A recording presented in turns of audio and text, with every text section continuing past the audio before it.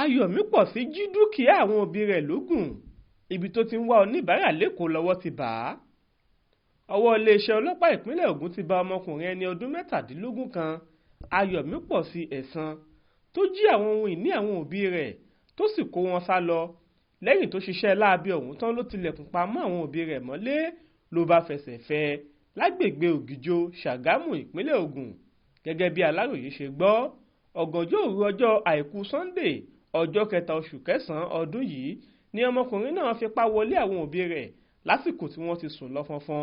Ó sì jí fóònù 3, jẹnẹrétọ̀ 2, àwọn ohun èlò inú ilé míì àti mọ́tò Toyota Corolla kan tó jẹ́ ti àwọn òbí rẹ̀ tí í ṣe ọ̀gbẹ́ni Olúwafẹ́mi àti abilékọ Tósìn.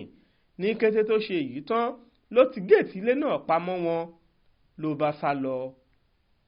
Ẹnìkan tó jẹ́ aládùúgbò tó bá àwọn oníròyìn sọ̀rọ̀ fìdí ẹ̀ múlẹ̀ pé ó nira díẹ̀ káwọn ará àdúgbò tó rí ilẹ̀kùn náà ṣí fáwọn òbí ọmọ yìí láti jáde nítorí níṣe ló tilẹ̀kùn ọ̀hún pa pátápátá mọ́ wọn lọ́hùn-ún.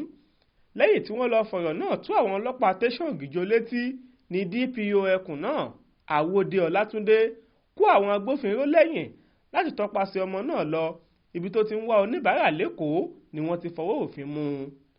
Ọmọkùnrin náà ti ta àwọn jẹnẹrétọ̀ ọ̀hún kí ọwọ́ tó bà á, ṣùgbọ́n àwọn òbí rẹ̀ kò fẹ́ kí àwọn ọlọ́pàá fojú rẹ̀ winá òfin. Wọ́n fẹ́ ṣe ọ̀rọ̀ náà lùkú òru, wọ́n sì ní kí wọ́n fi ọmọ yìí sílẹ̀ fáwọn pẹ̀lú gbogbo ohun tó kù tó jí gbé náà.